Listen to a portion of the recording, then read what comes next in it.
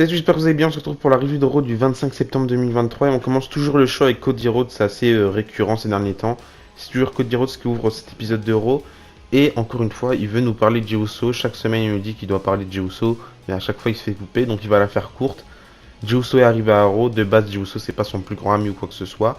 Mais ce qui veut dire que Jey Uso rejoint le roster de Raw. Il y a quelqu'un qui doit aller à SmackDown. Et il va nous parler d'un truc. Il va nous dire un truc très intéressant. Il va nous dire qu'on n'est plus au début. On dirait qu'on n'est plus au début du troisième chapitre. Je sais pas si ça peut se traduire comme ça. Mais je sais pas si vous vous rappelez, à un moment donné, il y a 2 mois ou 3 mois, je sais plus trop, on a Paul Heyman qui nous a dit par rapport à la Bloodline que cette histoire était juste au début du troisième chapitre. Donc encore une fois, c'était que le début de l'histoire et qu'il reste encore une très longue marge avant d'arriver sur la fin de l'histoire de la Bloodline. Et là, peut-être une petite belle référence de la part de Cody Rhodes qui me dit qu'on dirait qu'on n'est plus trop dans le début du troisième chapitre. Ça veut dire que l'histoire avance et que ce sera peut-être lui qui ira du côté de SmackDown. Mais pour l'instant, il y a toujours le Judgment Day qui le freine. Et là, ça va pas changer puisqu'on aura Judgment Day qui vont faire leur entrée. Il y aura 2-3 échanges entre Cody Rhodes et Judgment Day, mais bon, c'est assez récurrent et c'est un petit peu comme ça chaque semaine. Et du coup, ça va partir en bagarre avec Jey Uso, Kevin Owens et Sami Zayn qui vont venir aider Cody Rhodes. On aura JD McDonagh qui va venir avec des chaises lui aussi. Gros affrontement et on sent qu'on se rapproche petit à petit sur leur series. Je sais pas s'il y aura un Wargames match ou quoi que ce soit, mais pour moi, ça ressemble réellement à une construction de Wargames match. Au départ, il y a pas mal de petites cartes qui se dessinent un petit peu par rapport à ce match-là sur Twitter. J'ai vu un gros 6 contre 6 qui aurait pu être intéressant avec John Cena, AJ Styles, Jey Uso et c'est aussi quoi Roman Reigns qui rajouterait dans l'histoire là. Et je pense pas qu'ils mélangeront tous les rosters comme ça.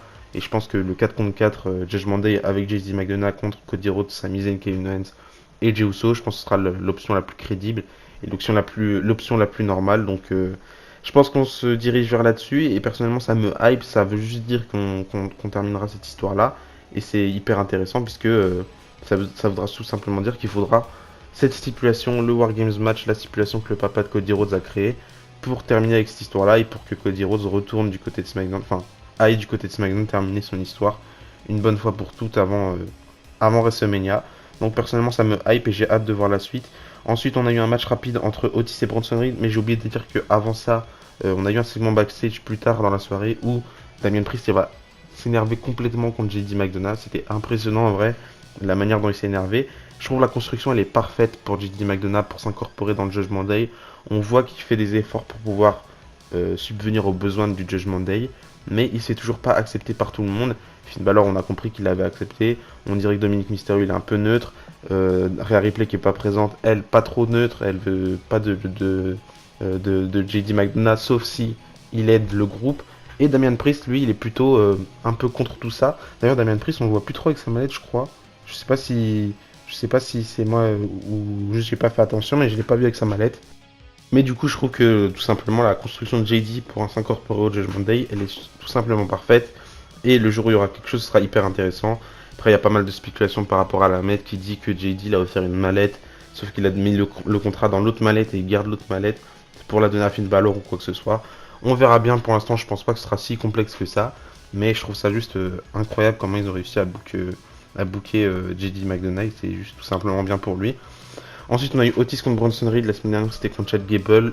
Le match, je l'ai pas trouvé incroyable. D'ailleurs, on a eu pas mal de matchs courts cette semaine à Raw. La plupart des matchs étaient courts. Il y a eu deux trois matchs qui étaient longs. D'ailleurs, surtout le main event qui était très très long. Mais ce match-là a duré 5 minutes. C'était pas très très long.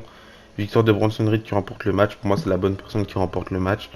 Mais personnellement, j'ai pas trop de hype autour de lui. Et on verra comment ça va se passer. Mais pour l'instant, pas grand chose personnellement de mon côté. Ensuite, Thomas Ciampa a affronté Ludwig Kaiser. La semaine dernière, il a affronté Giovanni Vinci. Toujours un petit peu la même construction. On voit que Thomas Ciampa est déterminé à aller du côté du titre intercontinental de Gunther. Et c'est un programme qui m'intéresse personnellement. Ce match-là a été bien, pareil, encore une fois, assez court comme celui de la semaine dernière. Celui-là, il a duré un petit peu plus longtemps, il a duré 8 minutes. Mais toujours, les matchs assez courts, c'est un petit peu dommage. Victoire de Thomas Ciampa qui remporte le match. Et tant mieux, d'ailleurs, il y a eu des interventions pendant ce match-là. Mais pour moi, c'est toujours un plaisir de voir Thomas Ciampa catcher. Et le voir dans des programmes intéressants comme ça, c'est juste excellent pour moi. D'ailleurs, je crois que Ryan Satin, pour ceux qui connaissent, il était en ringside, enfin il était dans le public d'Euro, et il expliquait qu'il y avait un petit garçon qui avait dit à Thomas Ciampa, qui avait demandé à Thomas Ciampa quand est-ce que le DIY allait revenir, et Thomas Ciampa a répondu qu'il essayait de le faire. Donc, encore une fois, ça prouve un petit peu que la WWE n'est pas non plus trop de ce côté-là de faire amener DIY, mais Thomas Ciampa tente du mieux qu'il peut de faire revenir ce groupe que tout le monde aime bien, enfin cette tag team que tout le monde aime bien. Donc on verra bien par la suite, mais tant qu'on a Tommaso Ciampa pour l'instant, ça me fait plaisir. Tant qu'il n'est pas aux oubliettes comme Johnny Gargano, ça me fait plaisir personnellement. D'ailleurs, la semaine prochaine à Raw, on aura une signature de contrat pour le titre intercontinental entre Tommaso Ciampa et Gunther, en espérant que ce match-là se fasse à Fastlane, parce que à Payback, on n'avait pas eu de match pour le titre intercontinental, et je pense qu'à Fastlane, ça pourrait être intéressant, Tommaso Ciampa contre Gunther. Donc voilà. Ensuite, Natalya elle a affronté Tegan Nox. D'ailleurs, chose très très intéressante, je vous avais parlé de ça la semaine dernière en disant que Tegan Nox elle devait affronter Becky Lynch dans l'Open Challenge, mais finalement c'était Natalya, et ça avait été justifié par le fait que Natalya elle avait bien travaillé du côté de l'Inde pendant le show Superstar Spectacle, et du coup elle méritait son opportunité, etc. Changement de dernière minute. Et là, il le justifie en segment juste avant le match, où ils disent que, enfin, on a Becky qui va vers Tegan Nox et qui dit qu'elle sait que la semaine dernière c'était Tegan Nox qui devait l'affronter, mais que Tegan Nox elle avait laissé la chance à Natalya parce que c'était une vétérante et tout ça. Donc je trouve ça bien qu'ils l'ont mentionné, ça me fait plaisir. Là, on a un match aspirant numéro 1 au titre de NXT, donc Natalya qui affronte Tegan Nox. Celle qui remportera le match du coup affrontera la championne juste après No Mercy, donc ce sera soit Tiffany Stratton ou Becky Lynch puisqu'elles ont un match à No Mercy. Mais du coup, victoire de Tegan Nox qui remporte le match. Match assez lent, j'ai pas kiffé le match. En plus, le match il dure 3 minutes, c'était pas assez long, voire même moins de 3 minutes. Mais victoire de Tegan Nox, c'est la chose la plus importante et j'ai hâte de voir la suite pour elle en espérant que la WWE n'abandonne pas si vite parce que je pense que Tegan Nox elle mérite et elle n'est pas non plus inintéressante comme certains peuvent le dire. Je pense qu'il y a quelque chose à écrire avec Tegan Nox et je pense que c'est une très bonne catcheuse et que par la suite elle ça pourrait être très très bien. D'ailleurs j'ai hâte de voir son match pour le titre NXT qui déroulera à Raw j'imagine. Je pense que ça pourrait être hyper intéressant. Ensuite le champion du monde poids lourd arrive sur le ring, c'est Rollins qui donne sa dernière chance à Shinsuke. Il avait lancé un challenge à Shinsuke Nakamura, il lui a dit tu veux me challenger, donne-moi une date, donne-moi une heure, donne-moi n'importe quel endroit. On va s'affronter pour le titre, mais ça va être ta dernière chance. Si tu ne nous donnes pas de réponse ce soir, si tu me donnes pas de réponse ce soir, c'est fini et on passera à quelqu'un d'autre parce qu'il y a pas mal de monde qui attend en backstage à avoir leur opportunité et je vais pas rester 30 ans sur Shinsuke. Donc c'est soit tu réponds maintenant et tu me dis quand ça se passe, de la manière que ça se passe et quand tu veux, ou soit c'est trop tard pour toi et je donnerai l'opportunité à quelqu'un d'autre. Donc on a on a sur le titantron Shinsuke Nakamura qui débarque et qui va nous annoncer que le match aura lieu à Fastlane et ce sera un last man standing. Donc encore une fois il joue sur le côté où Seth Rollins avec son dos va peut-être pas pouvoir se relever après tous les coups que Shinsuke va lui donner. Je sais pas si c'est une approche pour nous donner une victoire de Shinsuke ou quoi que ce soit. Personnellement je suis pas assez fixé pour l'instant sur mon pronostic de ce match là. Mais je pense que le match pourrait être hyper intéressant. Je crois que c'est le premier last man standing de Seth Rollins. C'est pas le premier de Shinsuke puisqu'il avait fait le fameux last man standing que personne ne se rappelle contre AJ Styles juste après WrestleMania. Je crois que c'était soit à Backlash ou Money in the Bank ou peu importe. Mais en tout cas, c'était pas très très bien. Là, en espérant que ce soit l'inverse, ce sera bien.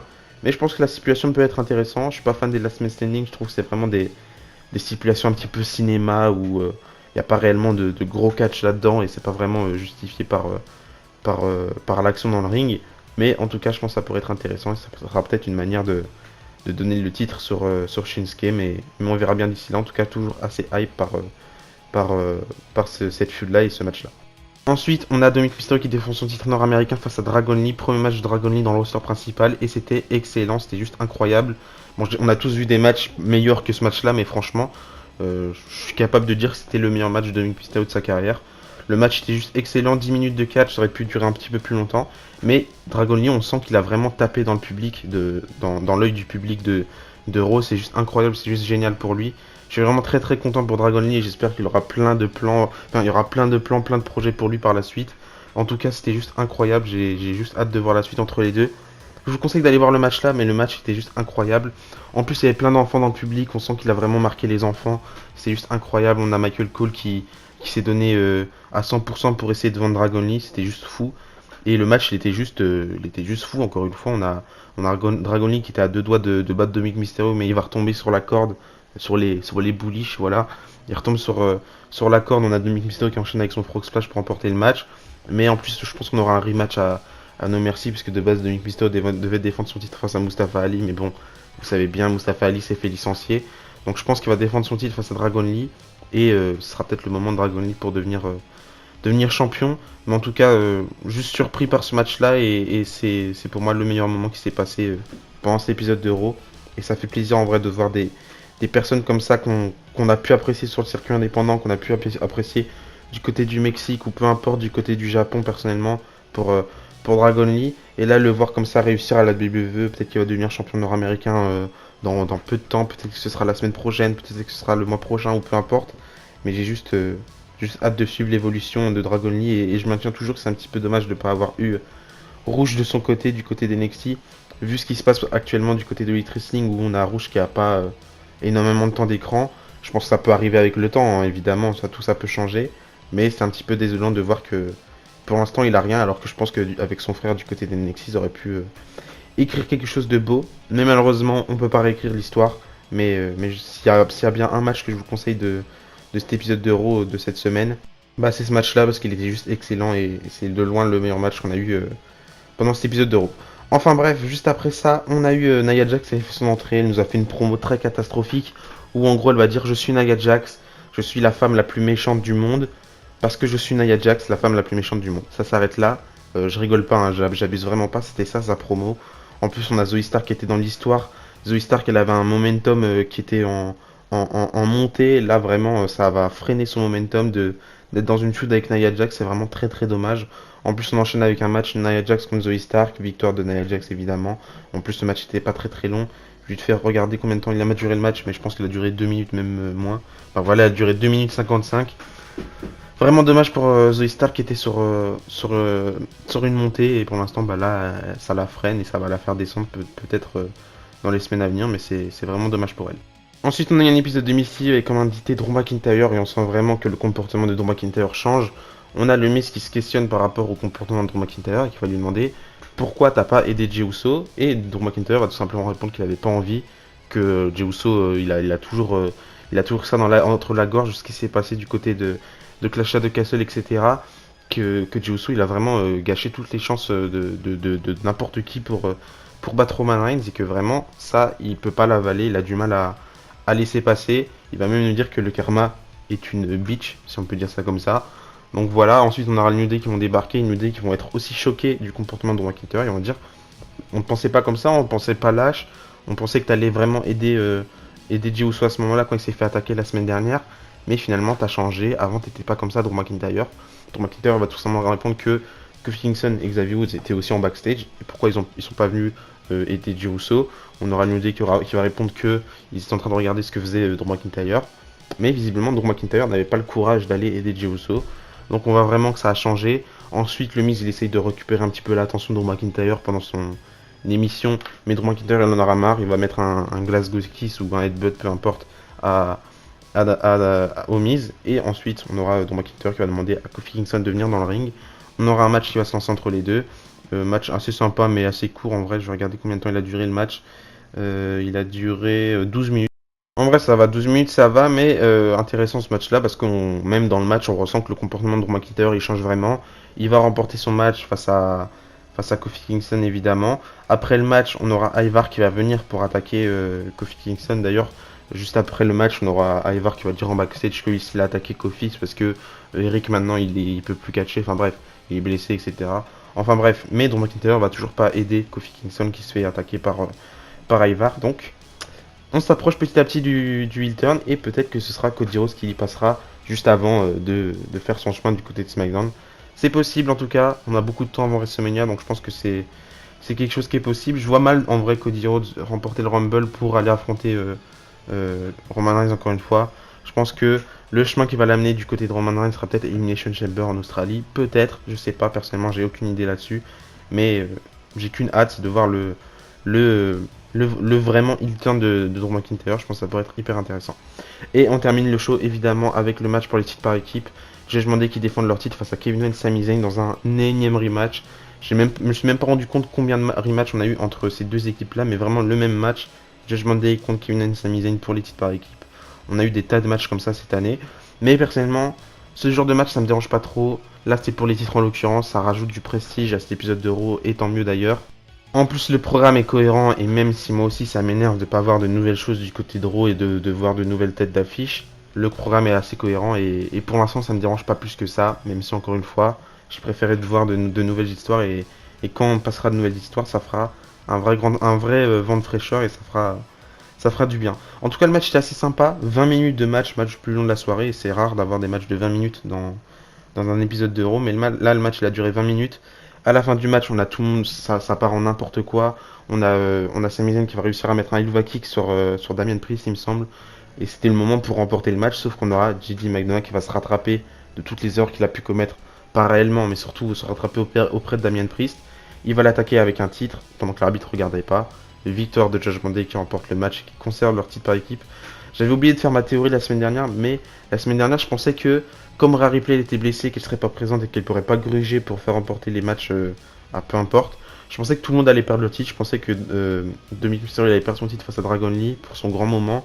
Je pensais que Finn Balor et Damien Priest perdraient leur titre pour les rendre à Kevin et Sami Zayn, mais c'est pas le cas pour l'instant. Ma théorie n'a pas été bonne malheureusement, mais je pense que ça aurait pu être une théorie possible. Je pense que quand quelqu'un perd les titres, ce sera tout le monde qui va perdre en même temps et pas chacun de son côté. Il y en a un qui va garder ses titres pendant une période un petit peu plus longue. Je sais pas réellement, à part Rhea Ripley évidemment, parce que Rhea Ripley pour l'instant elle est vraiment dans une impasse avec son titre où il n'y a personne qui construit pour aller l'affronter, mis à part Nia Jax si on peut dire ça comme ça. Mais bon, il n'y a pas grand chose. Il n'y a pas grand chose d'intéressant. D'ailleurs, j'ai cru voir sur les réseaux sociaux qu'il y avait une virtuelle qui était présente pendant cet épisode d'Euro. Et j'ai pas vu. Personnellement, je l'ai pas vu. Je sais pas pourquoi. En fait, j'ai vu ça passer sur les réseaux sociaux hier, juste avant que j'aille dormir. Et puis j'étais content. Je me disais, enfin, ils utilisent pas toujours les mêmes personnes. Et on a pu avoir une virtuelle. Mais visiblement, c'était peut-être une hallucination. Ou peut-être pas. Je sais pas. Mais pas de virtuelle, visiblement.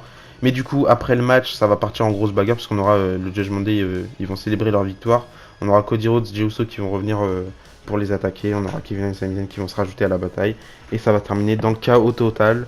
Tout le monde qui se bat, pas de finalité à cet affrontement-là. Mais encore une fois, ça veut tout simplement dire qu'on se dirige vers un énorme match avec plusieurs personnes de chaque côté des équipes, peut-être un Wargames match, je sais pas. Personnellement, je pense que ce serait la meilleure chose. Et en plus, je kifferais voir Cody Rhodes dans ce match-là. Je crois qu'il n'avait pas eu l'occasion de faire un Blood and Guts du côté de Elite Wrestling.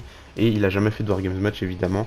Donc pour moi, ce serait vraiment insane de voir ça, de voir Cody Rhodes dans la situation de son père. Ça pourrait être incroyable. Donnez-moi votre avis par rapport à cet épisode d'Euro dans les commentaires. Moi, j'ai trouvé qu'il était... Franchement, je pourrais même limite dire qu'il était parfait cet épisode d'Euro. Mis à part le fait qu'on tourne toujours autour des mêmes feuds. Moi, personnellement, le show m'a pas dérangé, il n'y a rien qui m'a dérangé, et je trouve que le show était vraiment excellent.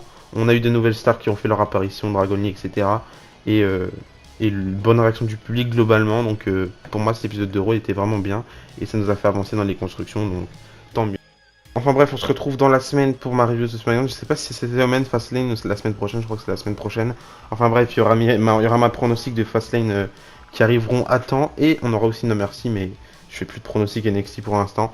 Mais en tout cas, profitez bien du show, et d'ici à je dis à la prochaine, n'oubliez pas, tant que catch et sport. Bisous bisous.